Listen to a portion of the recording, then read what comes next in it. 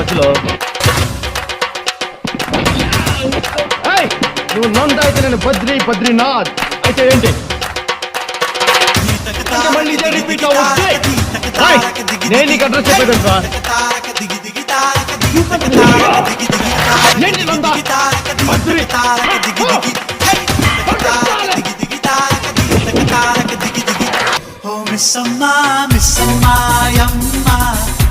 నేను అక్కడికి వస్తాను ఆటో ఇచ్చాడు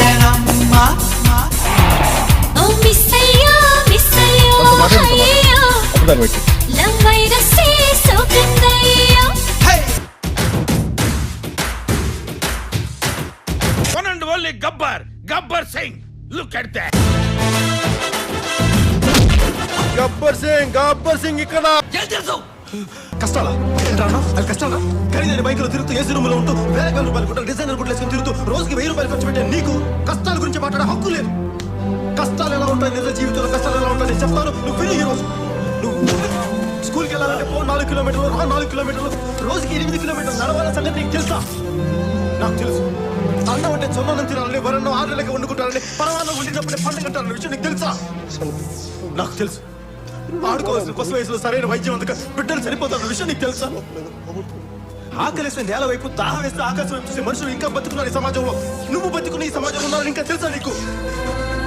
తండ్రి చనిపోయిన 6 గంటలకి తల్లి చనిపోతే ఆ బాధ ఎలా ఉంటుందో ఎప్పుడైనా అనుభవించావా?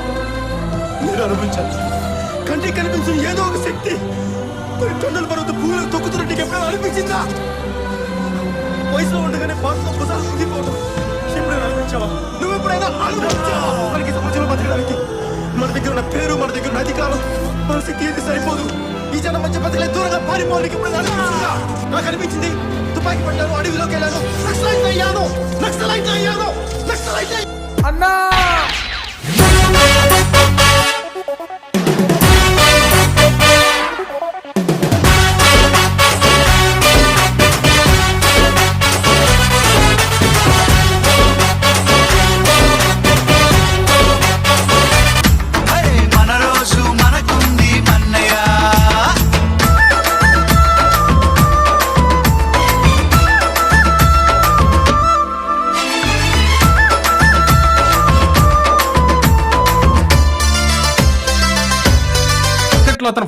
మేము మర్చిపోతాం అనుకుంటే మటుకు మీరు చాలా పెద్ద తప్పు చేస్తాను. మేము మర్చిపో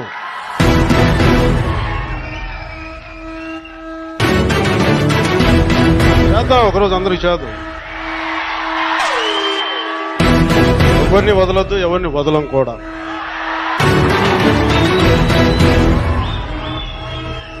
ప్రేమిస్తాం, పడతాం, భరిస్తాం. అవసరమైతే తాట కూడా తీస్తాం. మార్కెట్లో అతను ఫాలోయింగ్ చూస్తే మెంటల్ వచ్చేస్తా. అలాంటోడు మళ్ళీ తిరిగి వస్తున్నాడు అంటే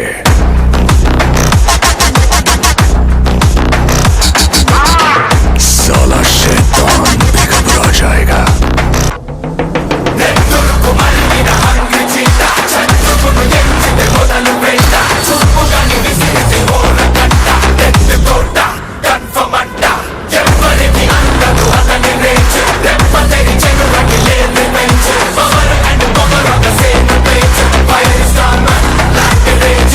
నువ్వెవరి కోసం నిలబడతావో వాళ్లే నిన్ను మధ్యలో వదిలేస్తారు.